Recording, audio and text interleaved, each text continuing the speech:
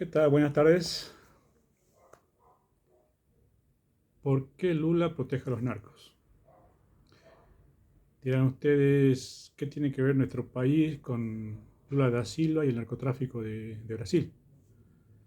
Mucho y nada. En su forma de gobernar, actualmente nada. Pero en la forma de cómo se maneja el narcotráfico, con las conexiones con el gobierno, se parecen bastante al nuestro, ¿no?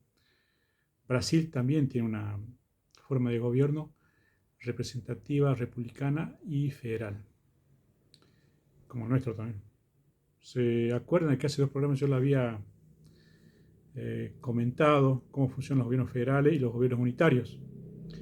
Y por qué el 95% de los países europeos tienen un sistema unitario o lo eligen, y a lo mejor es porque de esa forma están más organizados y no tienen tanto choque de competencia, ¿no? Por ejemplo, en Sudamérica todos tienen un sistema federal, excepto Chile. Chile tiene un sistema unitario de gobierno y su fuerza policial, por ejemplo, los carabineros. ¿Quién no conoce a los carabineros o escuchó hablar de ellos? Son efectivos y son bravos, ¿eh? La verdad que sí, es una fuerza que es digna de respetar. Y es la única fuerza policial o de seguridad en el país chileno. No es como acá, que tenemos acá 23 policías provinciales y 3 fuerzas federales, que son la Policía Federal, la Gendarmería y la PSA, la Policía de Seguridad Aeronáutica. O sea, es decir, es un quilombo de competencia porque son 23 policías con sus reglamentaciones internas distintas, ¿no? Con su ley orgánica.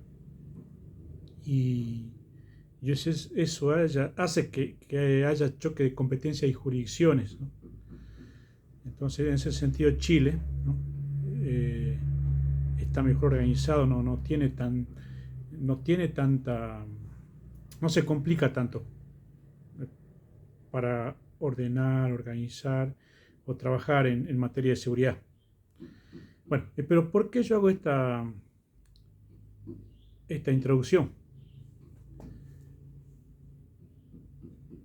Eh, Hace unos 4 o 5 días, en una de las favelas de Río de Janeiro, se produjo un enfrentamiento sangriento con las fuerzas policiales de esa provincia o estado, ¿no?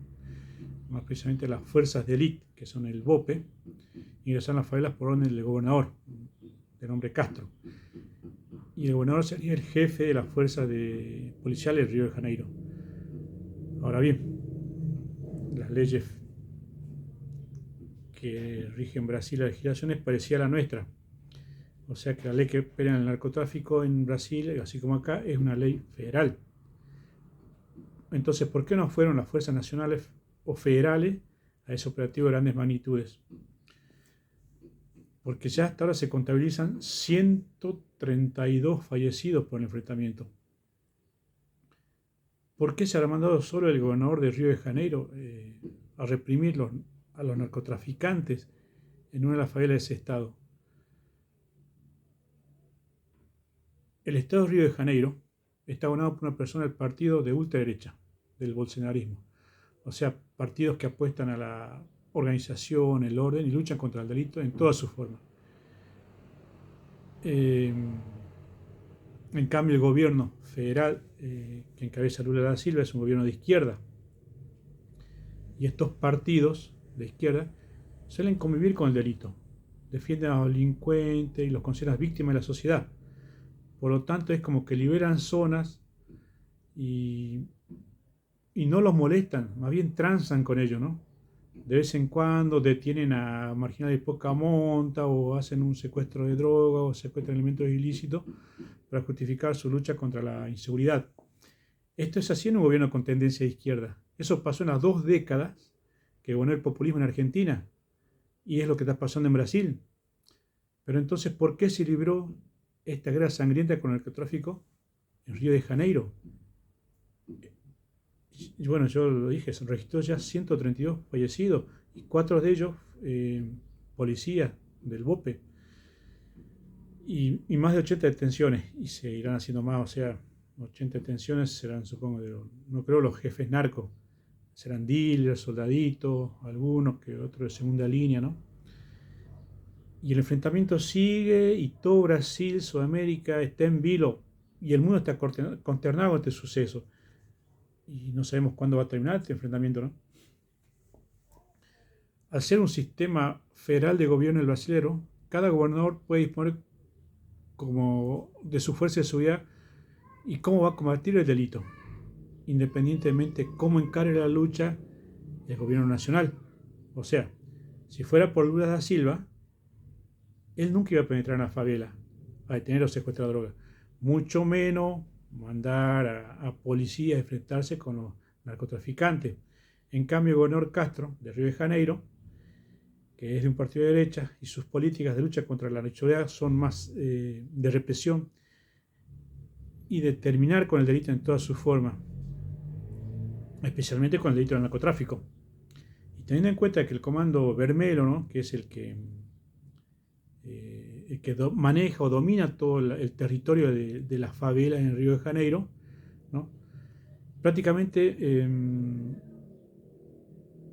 reclutaba a los jóvenes, ¿no?, para que trabajen para él, para que vendan drogas, ¿no?, y amenazaba a los comerciantes, los extorsionaba, los cobraba por seguridad y a la gente también. O sea, era una zona liberada, una zona del narco, ¿no? Bueno, acá hay lugares así, ¿no? La Villa 20, la Ciudad Oculta, la 1114. En Buenos Aires hay lugares así. Bueno, y teniendo en cuenta que este lugar era impenetrable para las fuerzas de seguridad, por lo tanto en la favela se manejaban, bueno, gustos y placeres, ¿no?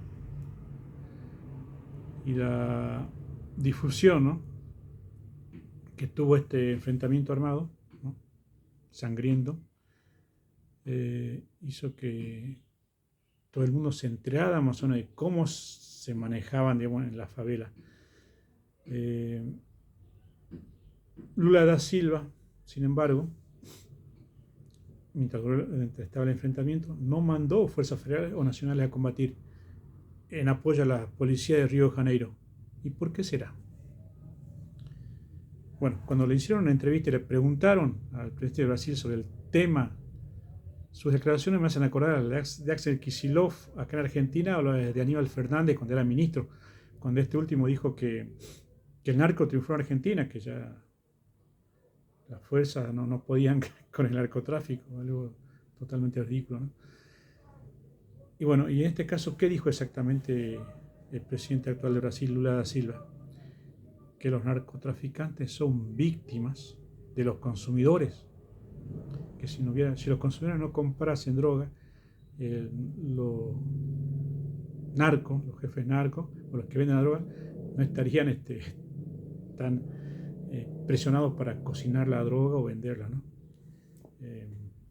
En la favela se cocina y es donde se produce la droga, se la mezcla, ¿no?, con la hoja de coca.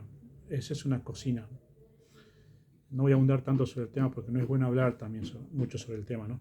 Yo solamente quiero hacer una comparación de por qué un gobierno federal a veces ataca, ¿no?, con ahínco, con todo su empeño a este delito, dependiendo qué tipo de política practique.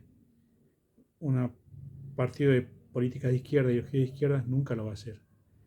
Un partido de derecha sí, me interesa terminar con ese flagelo que es el narcotráfico, ¿sí? O sea, Da Silva considera, ¿no?, que el narcotráfico, ¿no?, que es lo que es una actividad común como el almacenero, el carnicero, el panadero, y que sus clientes necesitan de esa droga y se ven presionados, y que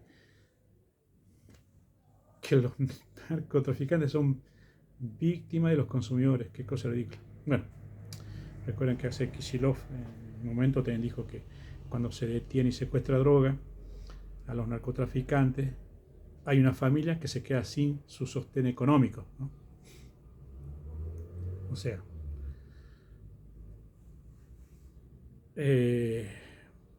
¿por qué, no?, ¿Por qué la izquierda protege a cierto sector o a los marginales en general, prácticamente, ¿no? ¿Será porque son sus potenciales votantes, así como la gente pobre? ¿No? ¿O será porque, no sé, realmente los consideran víctimas de la sociedad? ¿No? Porque, a ver, o sea, de la forma igual está mal, o sea, si no pueden considerar una actividad común la del narcotráfico y que sean sus potenciales votantes también está mal, porque ellos tendrían que apuntar a todo el general, no solamente un sector, al sector marginal, que ellos saben que sí o sí lo van a votar. Y esto, o sea los datos en la población carcelaria, ¿no? Los delincuentes, el 95%, el 99% de los delincuentes los vota a la izquierda. ¿Por qué? Porque la izquierda tiene una política garantista, ¿no? De derechos humanos, favorecen mucho a, recuerden que aquel tiempo del populismo los policías eran perseguidos por el gobierno, eh, al menor, a menos sospecha de gatillo fácil o de apremio ilegales, exceso de autoridad, los policías primero iban presos, después le preguntaban, y sálvese quien pueda porque no les ponían ni siquiera abogado, ¿no? Entonces, yo por qué toqué este tema del narcotráfico en Brasil, porque al rezago, el remanente, ¿no? O los que ya no pueden trabajar tranquilamente en las favelas de Brasil, ¿a dónde van a ejercer su actividad? En los países limítrofes, Paraguay, Uruguay, Argentina, Bolivia. El narcotráfico en Brasil, ¿no? Cuando Bermelo se ha hecho una estimación de cuánta plata manejaba o ganaba con el delito de narcotráfico, y aproximadamente gana 300 mil millones de dólares al año. La deuda externa de Argentina es de 40 mil millones de dólares.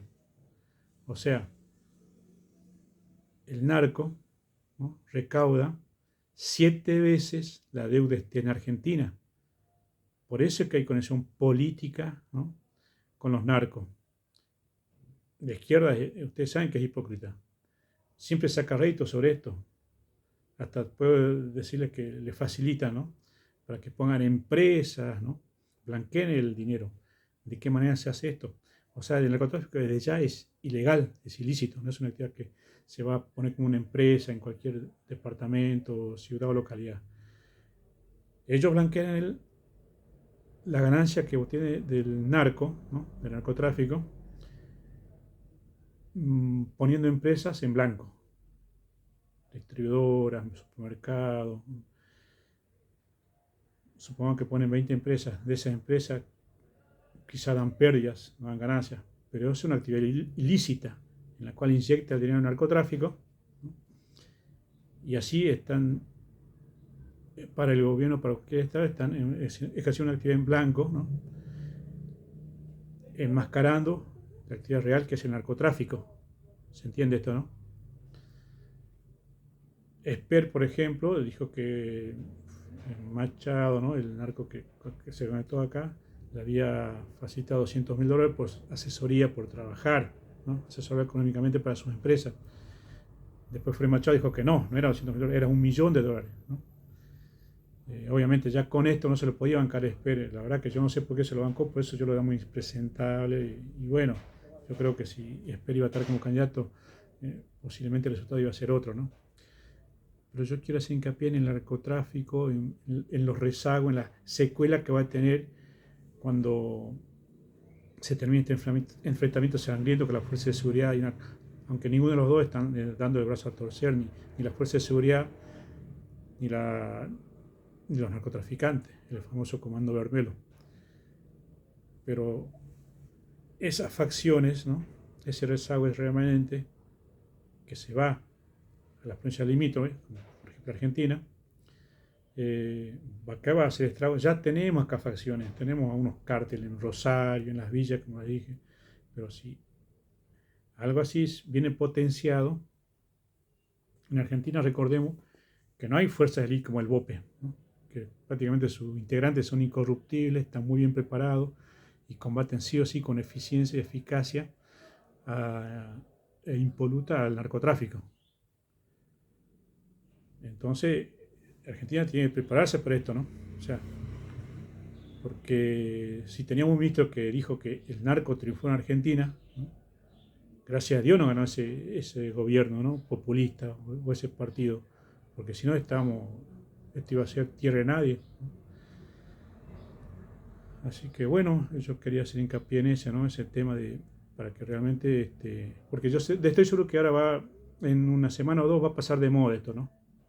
Quizá no se habla de narcotráfico, pero acá en Argentina nunca se le dio importancia al tema de la lucha contra el narcotráfico. No se ha preparado fuerzas de ERI como el BOPE para que realmente combatan eficazmente a ese flagelo. Y bueno, yo porque siempre hago diferencia, ¿no? Comparo a la izquierda con la derecha. Por ejemplo, en Buenos Aires, ¿no? Para mí en tema de seguridad es tierra de nadie. Vos transponés la General Paz hacia Capital y vas a ver los policías de la ciudad, ¿no? Que tienen su traje de bordó, su ropa de bordó, su uniforme de bordó, pantalón gris, ¿no? Borcego. 4 o 5 policías de esos ves en cada cuadra. Patrulleros recorriendo a cada rato. O vas a ver hace unos 5 cuadras, hace unos metros, hace un tipo que está esposado con la mano en la espalda, con un policía haciendo el procedimiento, o identificando a una persona, ¿no? Sospechoso de delito, supongo, que está contra el patrullero a la pared siendo palpado de armas. O sea, la policía ahí trabaja realmente de forma eficiente, impecable, y uno se siente protegido cuando está en capital, ¿no? Transponer la General Paz hacia provincia, y es totalmente distinto, es tierra de nadie. Por empezar, no se ve policías, ¿no? Y si pasa algo, la ambulancia superior tarda por lo menos media o una hora en llegar al lugar. Y eso no tiene que ser así. Un policía, que es un funcionario público, un auxiliar de la justicia, nosotros le pagamos para que brinde seguridad, para que nos atienda cuando vamos a hacer denuncia a la comisaría, no que tengan que, no se puede tomar denuncia porque no hay oficial de guardia o tenemos mucho trabajo en otro día. Por eso pasan las cosas horrendas que pasan con los desaparecidos, con los robos que se pueden prevenir, ¿no? No, ellos tienen que realmente atenderte porque vos les pagás el sueldo, eso es lo que hacemos nosotros. Y que yo siempre, muchas veces lo digo en notas o lo digo aquí en este programa, y al funcionario le molesta, pero la realidad es esa, ellos están al servicio nuestro, al servicio de la comunidad, no nosotros al servicio de ellos. No les pagamos un sueldo para que estén jugando al Tetris o para que vayan a pasar en el patrullero o para que duerman cuando están de guardia. Por eso llevo esta comparación, lo que es en capital y lo que es en provincia. Y recordemos que en provincia de Buenos Aires hay un gobierno, un partido de izquierda, populista, el de Kicillof. Y en capital, un gobierno de derecha o de centro derecha. Entonces yo creo que hemos elegido bien el sentido de la seguridad y el orden. Así que, bueno, quería dejar en claro este tema, ¿no? de que acá se tiene que hacer hincapié de luchar contra el narcotráfico, porque es un flagelo que realmente a los jóvenes les destruye la cabeza. Y yo quiero agregar que el consumo de estupefacientes es un camino sin regreso. El que consume droga no se cura más. Se puede rehabilitar, pero nunca curar. Así que tengan esto en cuenta, los padres y los familiares de jóvenes que quizás en un momento quieren consumir. No es como el alcohol o el cigarrillo. La droga es un camino sin regreso. Mata las neuronas y destruye familias. Bueno, en otro espacio estaremos hablando de lo local.